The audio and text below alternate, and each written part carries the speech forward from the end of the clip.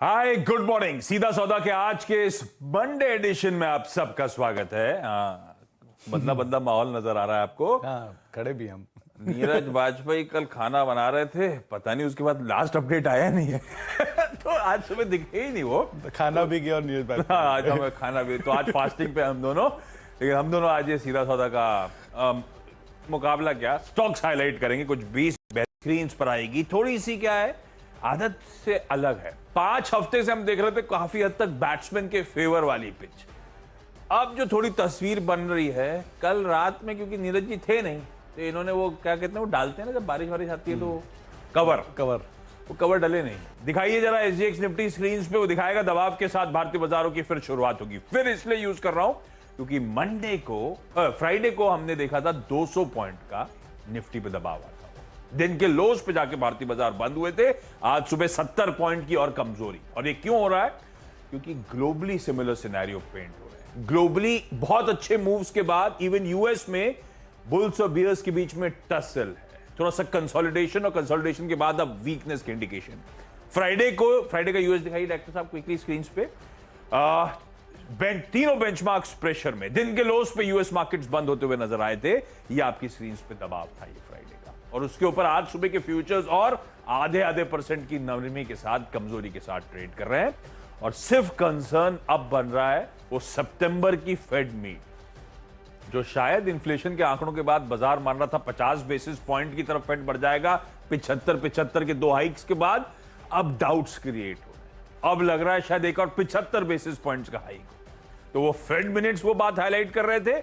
और Saint Louis, ये अलग अलग स्टेट जो हैं जिनके अलग अलग गवर्नर्स हैं फेडरल सेंट्रल बैंक के, कह लीजिए, और ये सब वोटिंग मेंबर्स हैं। इन लोग के जो कमेंट्स आते हैं, इनकी जो स्पीच आती है, उन पर रिएक्शन होता है।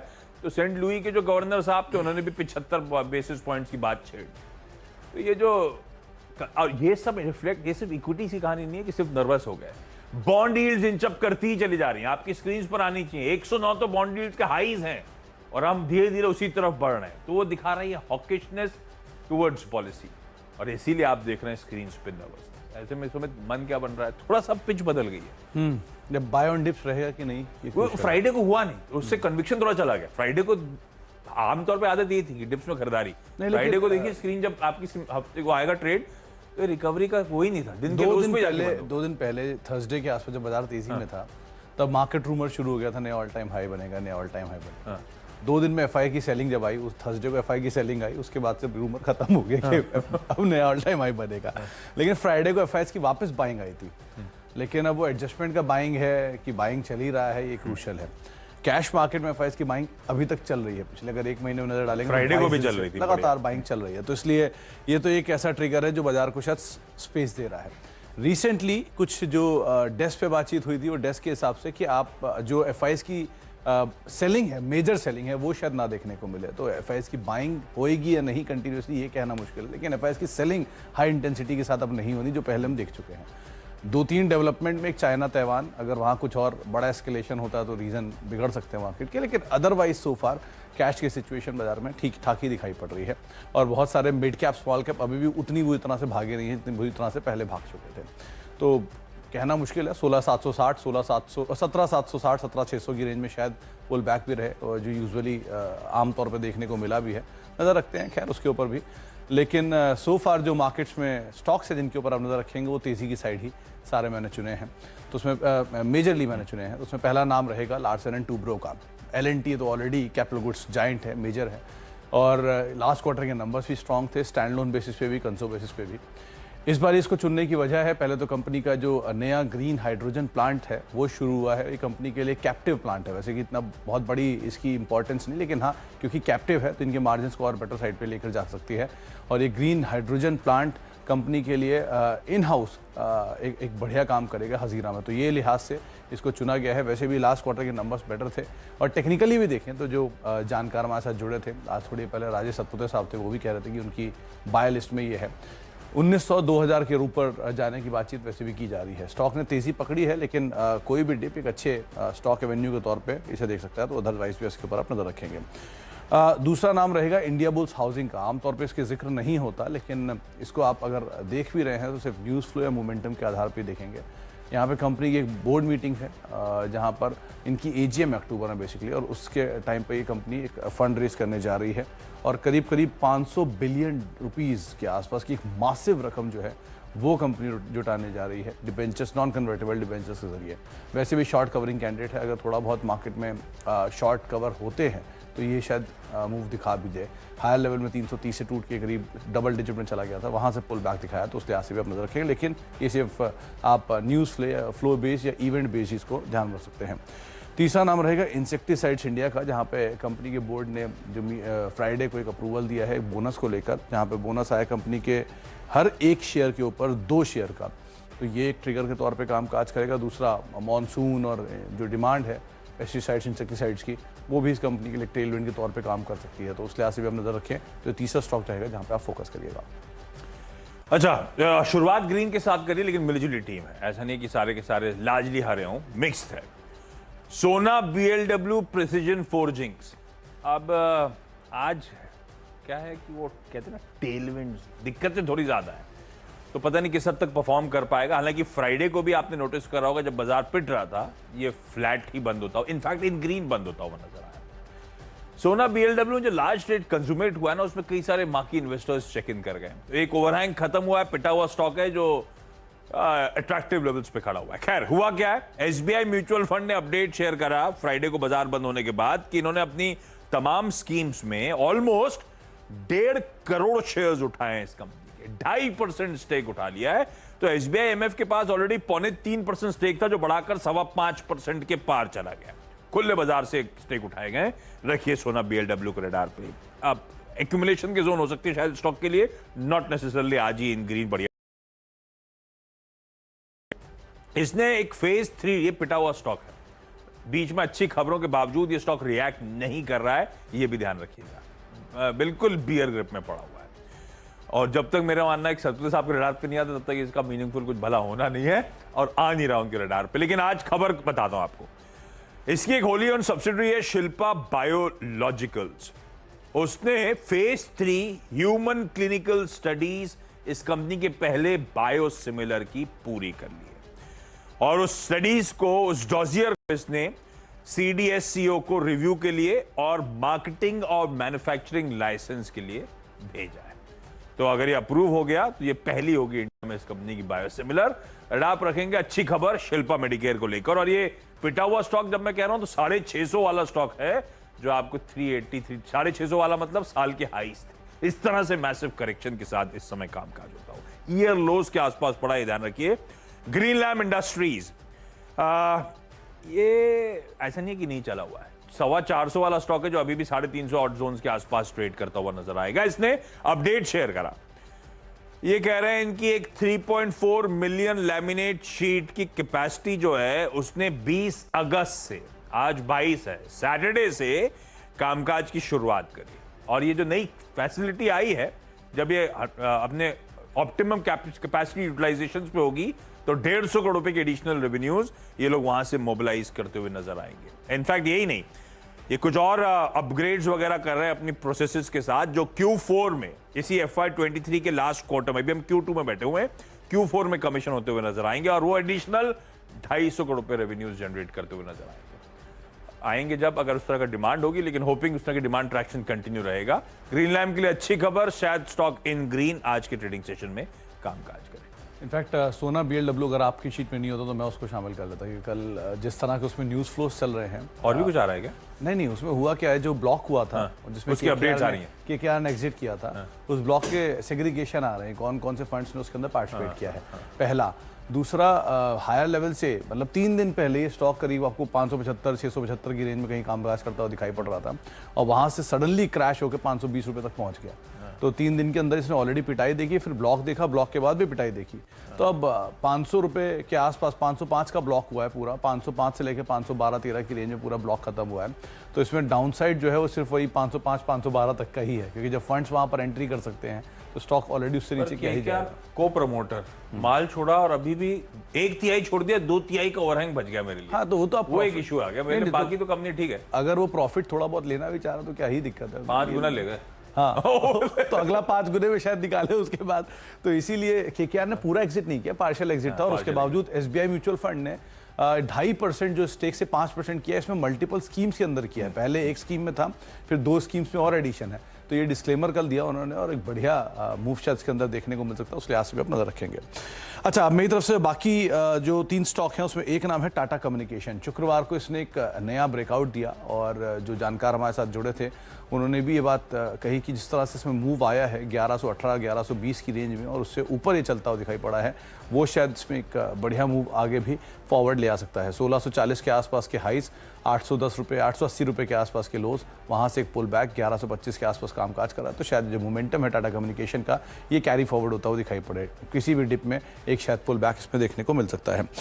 दूसरा नाम जो रहेगा वो है डीबी कॉर्प का। ये क्रूशल है क्योंकि डीबी कॉर्प के केस में जो कंपनी की एक आर्म है डीबी पावर, उसको 7,002 करोड़ रुपए में खरीदने की बातचीत है अदानी पावर की तरफ से।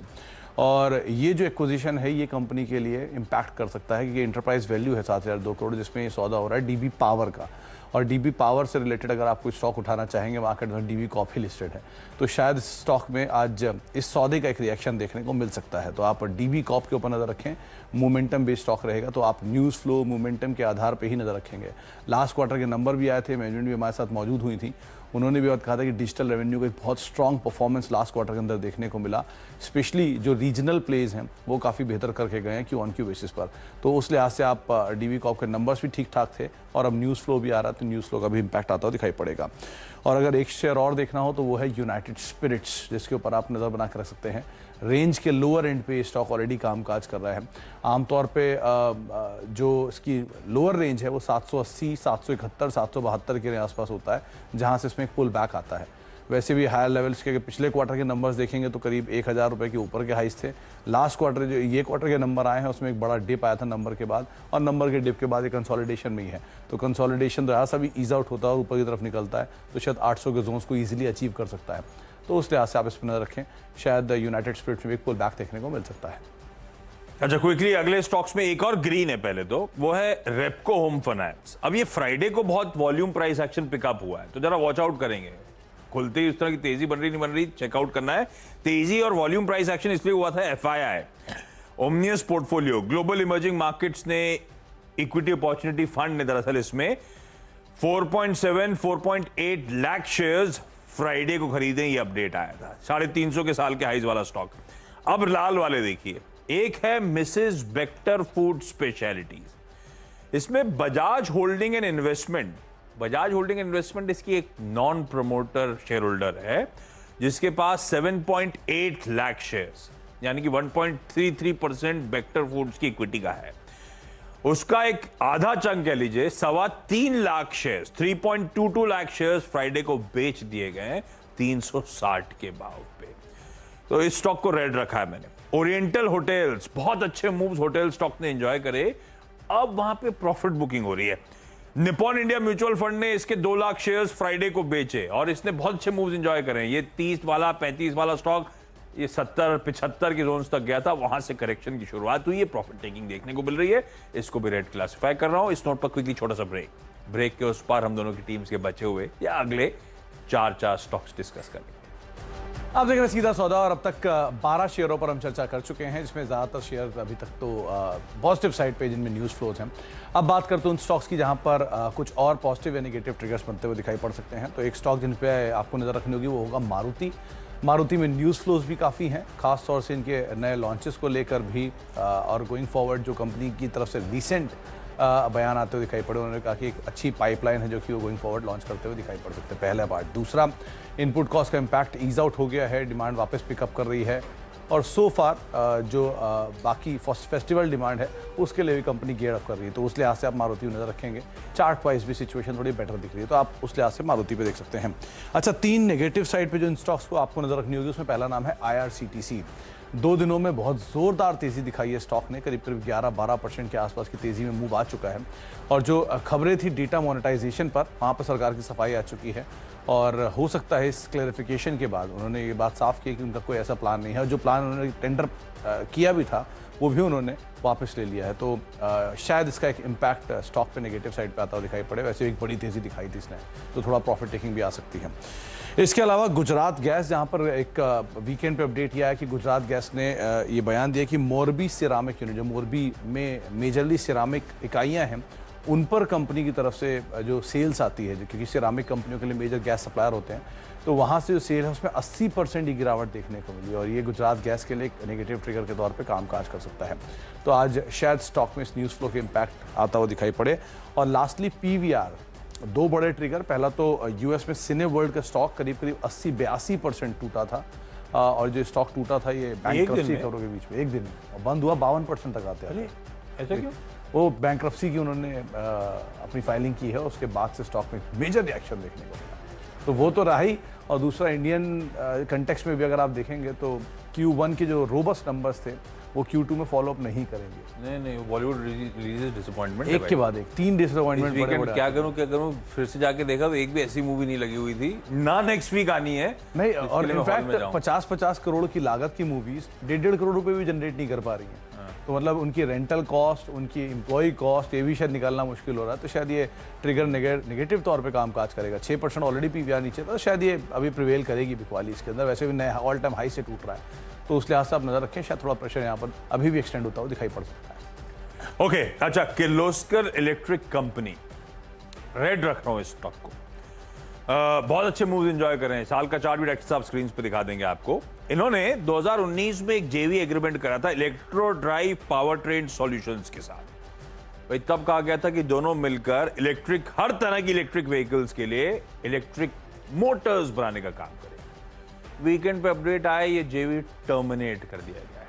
अच्छे मूव्स के बाद, बट ये ध्यान रखिएगा बहुत सॉलिड मूव इसमें एंजॉय करें। फ्राइडे को जरूर प्रेशर आया था और मैं मान रहा हूं शायद वो प्रेशर बढ़ना चाहिए, पर क्योंकि मोमेंटम बहुत स्ट्रांग है, आप लोग थोड़ा वॉच आउट करिएगा। खबर खराब इस कंपनी के लिए। कोटक महिंद्रा बैंक को रेड लेके चल रहा हूं और इसका बड़ा डिसअपॉइंटमेंट वो फुटसी की रीबैलेंसिंग, उसमें कोटक महिंद्रा बैंक का इंक्लूजन नहीं होना।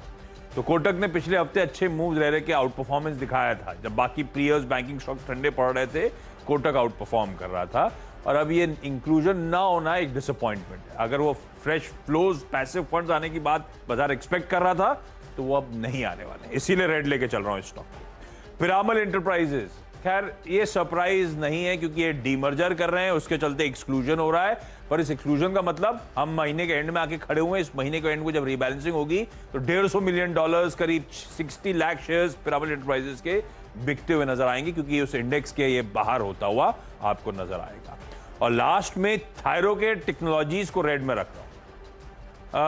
इसके रिलेटेड कोई डेवलपमेंट नहीं है, लेकिन इसकी प्रमोटर एंटिटी को लेकर एक डेवलपमेंट है। एपीआई होल्डिंग्स, जिसे हम फार्म इजी के नाम से ज्यादा जानते हैं, एपीआई होल्डिंग्स ने अपने आईपीओ की डीआरएचपी विड्रॉ कर लिया।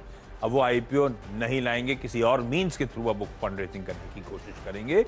ये स्टॉक वैसे साल के लोस पे बहुत पिटा हुआ, चल के नहीं देता है, फिर भी एक्सपेक्ट कर रहा हूं कि आज लाल निशान के साथ कामकाज करता हुआ नजर आएगा। इस नोट पर क्विकली छोटा सा ब्रेक के उस पार इन टीम्स का एक क्विक रैप अप।